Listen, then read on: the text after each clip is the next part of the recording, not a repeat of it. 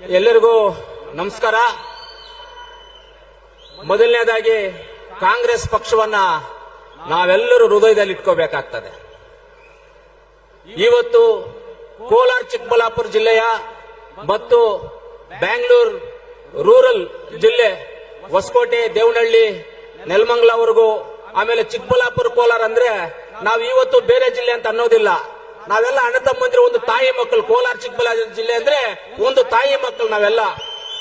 ಇವತ್ತು ಈ ಒಂದು ಕಾರ್ಯಕ್ರಮವನ್ನು ಆಯೋಜನೆ ಮಾಡಬೇಕಾದ್ರೆ ಚಿಕ್ಕಬಳ್ಳಾಪುರ ಜಿಲ್ಲಾ ಉಸ್ತುವಾರಿ ಮಂತ್ರಿಗಳು ನಮ್ಮ ಸುಧಾಕರನ್ ಅವರು, ಹಾಗೆ ಕೋಲಾರ ಉಸ್ತುವಾರಿ ಮಂತ್ರಿಗಳು ನಮ್ಮ ಸುರೇಶ್ ಅಣ್ಣ ಅವರು, ಆಮೇಲೆ ಈ ಕಡೆ ನಮ್ಮ ಬ್ಯಾಂಗ್ಳೂರ್ ರೂರಲ್ ಜಿಲ್ಲಾ ಉಸ್ತುವಾರಿಗಳು KH ಮುನಿಯಪ್ಪನವರು, ಇವರೆಲ್ಲರೂ ಸೇರಿ ಈ ಕಾರ್ಯಕ್ರಮವನ್ನ ಆಯೋಜನೆ ಮಾಡಿ ನಮ್ಮೆಲ್ಲರಿಗೂ ಕೆಲವೊಂದು ಜವಾಬ್ದಾರಿಯನ್ನು ಕೊಟ್ಟಿದ್ರು. ಜವಾಬ್ದಾರಿ ಕೊಡಕ್ ಮುಂಚೆ ಒಂದು ಮಾತನ್ನ ಹೇಳ್ತಾರೆ. ಏನ್ ಹೇಳ್ತಾರೆ? ನಮ್ಗೆ ಇವತ್ತು ಭಾರತ ದೇಶಕ್ಕೆ ಸ್ವಾತಂತ್ರ್ಯ ತಂದು ಕೊಟ್ಟಿದ್ದಂತ ಕಾಂಗ್ರೆಸ್ ಪಕ್ಷ, ಭಾರತ ದೇಶಕ್ಕೆ ರೈಲ್ವೆ ರೋಡ್ ಆಗ್ಬೋದು, ಭಾರತ ದೇಶಕ್ಕೆ ಇಂಟರ್ನೆಟ್, ಕಾರು, ಬಸ್ಸು, ರೈಲು ಎಲ್ಲವನ್ನ ಕೊಟ್ಟಿದ್ದಂತ ಕಾಂಗ್ರೆಸ್ ಪಕ್ಷ, ನಮ್ಮ ರಾಹುಲ್ ಗಾಂಧಿ ಅವರ ಕನಸು ಏನಿತ್ತು ಅಂದ್ರೆ, ಯಾರೇ ಆಗ್ಲಿ ನಮ್ಮ ಭಾರತ ದೇಶದ ಮಕ್ಕಳು, ನಮ್ಮ ತಂದೆಯಂದ್ರು, ನಮ್ಮ ತಾಯಂದ್ರು ಯಾರೇ ಆಗಲಿ ಒಬ್ಬರ ಹತ್ರ ಈ ತರ ಕೈ ಚಾಚಬಾರ್ದು, ಅವ್ರಿಗೇನಾದ್ರೂ ಒಂದು ಅವರ ಹಸುಮುಕ್ತ ಭಾರತ ಮಾಡಬೇಕು ಅನ್ನೋ ಒಂದು ಗುರಿ ಇಟ್ಕೊಂಡು ಅವರು ಮನ್ರೇಗಾ ಕಾರ್ಯಕ್ರಮವನ್ನ ನಮ್ಮ ಆಗಿನ ಪ್ರಧಾನಮಂತ್ರಿಗಳಾದಂತಹ ಮನಮೋಹನ್ ಸಿಂಗ್ ಅವರ ನಾಯಕತ್ವದಲ್ಲಿ ನಮ್ಮ ರಾಹುಲ್ ಗಾಂಧಿ ಅವರು ಅವತ್ತು ನಮ್ಗೆ ಮನ್ರೇಗಾ ಕಾರ್ಯಕ್ರಮ ಕೊಟ್ರು. ಮನ್ರೇಗಾ ಕಾರ್ಯಕ್ರಮ ಅಂದ್ರೆ ಏನು? ನಮ್ಮೂರಲ್ಲಿ ಗ್ರಾಮ ಸಭೆ ಮಾಡಿಕೊಂಡು, ನಮ್ಮ ಪಂಚಾಯತಿನಲ್ಲಿ ಗ್ರಾಮ ಸಭೆ ಮಾಡಿಕೊಂಡು ಏನು ಕಾರ್ಯಕ್ರಮಗಳು ಮಾಡಬೇಕು, ಯಾವ ರೀತಿ ಮಾಡ್ಕೋಬೇಕು ಅನ್ನೋದನ್ನ ಒಂದು ಪಟ್ಟಿಯನ್ನ ಮಾಡಿಕೊಂಡು ಅದರ ಮುಖಾಂತರವಾಗಿ ನಾವು ಕೆಲಸ ಮಾಡಕ್ ಹೋಗ್ತಾ ಇದೀವಿ.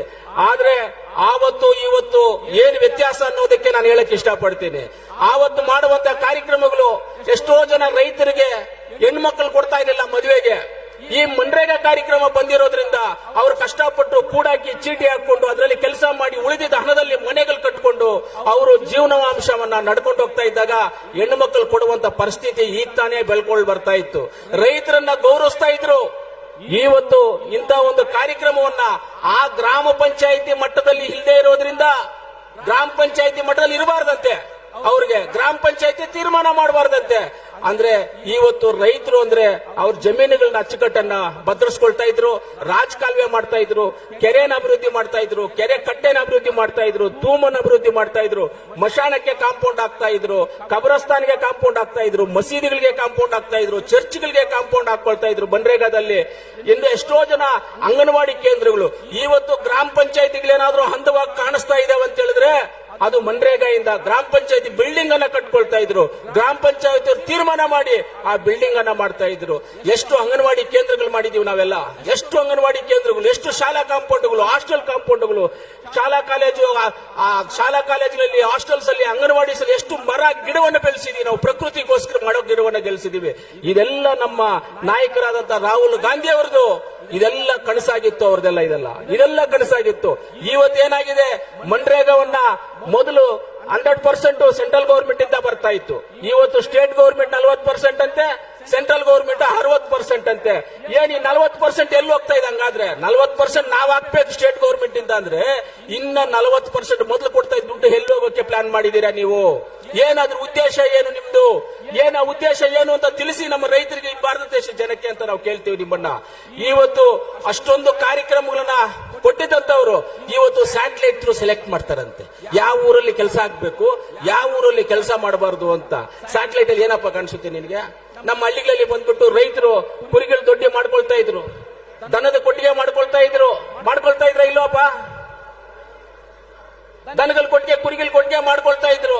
ಇವತ್ತು ಎಲ್ಲಿ ಅದೆಲ್ಲ ಮಾಡೋದು? ಇವ್ರು ಸ್ಯಾಟಲೈಟ್ ಥ್ರೂ ಮಾಡಿ ಸೆಲೆಕ್ಟ್ ಮಾಡ್ತಾರಂತೆ. ಅವರೇ ಸೆಲೆಕ್ಟ್ ಮಾಡಿದಲ್ಲಿ ಊರು ಆಯ್ತು. ಒಂದು ಪಂಚಾಯತಿನಲ್ಲಿ 10 ವಿಲೇಜ್ ಇರುತ್ತೆ, 10 ವಿಲೇಜ್ 5 ಸೆಲೆಕ್ಟ್ ಮಾಡ್ತಾರೆ, 5 ಸೆಲೆಕ್ಟ್ ಮಾಡೋದಿಲ್ಲ. ಆ 5 ಊರಲ್ಲಿ ಇರ್ತಕ್ಕಂಥ ನಮ್ಮ ಹೆಣ್ಮಕ್ಳು, ನಮ್ಮ ರೈತರು ಏನಾಗ್ಬೇಕು? ಅವ್ರಿಗೆಲ್ಲ ಅನ್ಯಾಯ ಆಗಲ್ವಾ? ಈ ಅನ್ಯಾಯವನ್ನ ಏನ್ ಅನ್ಯಾಯ ಮಾಡ್ತಾ ಇದ್ದಾರೆ ಇವತ್ತು ಸೆಂಟ್ರಲ್ ಗವರ್ಮೆಂಟ್ ಇಂದ, ಅದನ್ನ ನಾವೆಲ್ಲರೂ ಸೇರಿ ವಿರೋಧ ಮಾಡ್ಬೇಕು. ಅದನ್ನು ವಿರೋಧ ಮಾಡಿ ಮೊದಲು ಯಾವ ಸಿಸ್ಟಮ್ ಅಲ್ಲಿ ಇತ್ತು, ರೈತರಿಗೆ ಅನುಕೂಲವಾಗುವಂತ ಸಿಸ್ಟಮ್ ಏನಿತ್ತು ಇದರಲ್ಲಿ, ಆ ಅನುಕೂಲವಾಗುವಂತ ಸಿಸ್ಟಮ್ ನ ಯಾಕೆ ನೀವು ಈ ರೀತಿಯಲ್ಲಿ ಮಾಡ್ತಾ ಇದ್ದೀರಾ? ನಾವೇನಾದ್ರೂ ಇನ್ನು ಮುಂದೆ ಎಚ್ಚೆತ್ತುಕೊಳ್ತಾ ಇದ್ರೆ ಎಲ್ಲ ಮಾತ್ರ ಗಾಂಧಿ ಹೆಸರನ್ನೇ ಮುರ್ತೋಗ್ಬಿಡ್ತಾರೆ ಇನ್ನವರು. ಮೆತ್ತಗೆ ಒಂದೊಂದೊಂದೊಂದೊಂದೊಂದು ಕತ್ತರಿಸ್ಕೊಂಡು ಬರ್ತಾರೆ. ಹೆಂಗಂದ್ರೆ ಮರ ಇರುತ್ತೆ, ಬೇರುಗಳಿರ್ತವೆ, ಸೆಂಟ್ರಲ್ ಇರುತ್ತಲ್ಲ ಬೇರು ದೊಡ್ಡದು, ಅದನ್ನ ಒಳಗಡೆಯಿಂದಾನೆ ಕಟ್ ಮಾಡಿಬಿಡ್ತಾರೆ. ಆಟೋಮೆಟಿಕ್ ಆಗಿ ಮರ ಬಿದ್ದವ್ ಗಾಳಿಗೆ ಬಂದು ಬಿದ್ದೋಯ್ತು ಅಂತ ಹೇಳ್ಬಿಡ್ತಾರೆ. ಬೇಕಂದ್ರೆ ಆ ರೀತಿಯಲ್ಲಿ ಮಾಡ್ತಾರೆ. ಅದರಿಂದ ನಾವೆಲ್ಲ ಎಚ್ಚೆತ್ಕೊಂಡು ಏನಿವತ್ತು ಮನ್ರೇಗಾ ಕಾರ್ಯಕ್ರಮ ಇದೆ, ಮೊದಲ ಸಿಸ್ಟಮ್ ಏನಿತ್ತು ಆ ಸಿಸ್ಟಮ್ ಪ್ರಕಾರವಾಗಿ ಹೋಗಬೇಕು ಅನ್ನುವುದು ನಮ್ಮೆಲ್ಲರ ಉದ್ದೇಶ. ಅದಕ್ಕೆ ಇವತ್ತು ಈ ಸಭೆಯನ್ನ ಮಾಡಿ ಎಲ್ಲರಿಗೂ ಇದನ್ನ ತಿಳುವಳಿಕೆ ಕೊಡಬೇಕು. ಏನ್ ಮನ್ರೇಗಾ, ಆಮೇಲೆ ಇವಾಗ FM ಅಲ್ಲಿ ಬೇರೆ ಅಡ್ವರ್ಟೈಸ್ಮೆಂಟ್ 125 ದಿನ ಕೊಡ್ತಾ ಇದ್ದೀವಿ. 125 ದಿನ ಏನಪ್ಪ 125 ದಿನ?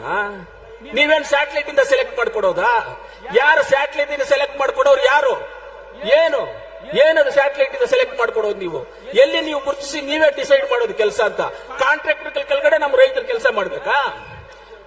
ಇವತ್ತು ನಾವ್ ಹೇಳ್ತಾ ಇದ್ದೀವಿ ಬಿಜೆಪಿ ಸರ್ಕಾರದವರಿಗೆ, ಇನ್ನು ಸ್ವಲ್ಪ ದಿನ ಹೋದ್ರೆ ನೀವು ಮಾಡುವಂತ ಕೆಲಸಗಳೇನಾದ್ರೂ ಮಾಡಿದ್ರೆ ರೈತರನ್ನ ಮ್ಯೂಸಿಯಂ ಅಲ್ಲಿ ನೋಡ್ಬೇಕಾಗ್ತದೆ. ಇವ್ರು ರೈತರು, ಇದು ನೇಗ್ಲು, ಇದು ಚೆನಿಕೆ, ಇದು ಈ ತರ ಇದ್ರು, ಪಂಚೆ ಕಟ್ತಾ ಇದ್ರು ಅಂತ ಮ್ಯೂಸಿಯಂ ಅಲ್ಲಿ ನೋಡುವಂತ ಪರಿಸ್ಥಿತಿಗೆ ತಂದಿಡ್ತಾ ಇದ್ದೀರಾ ನೀವು.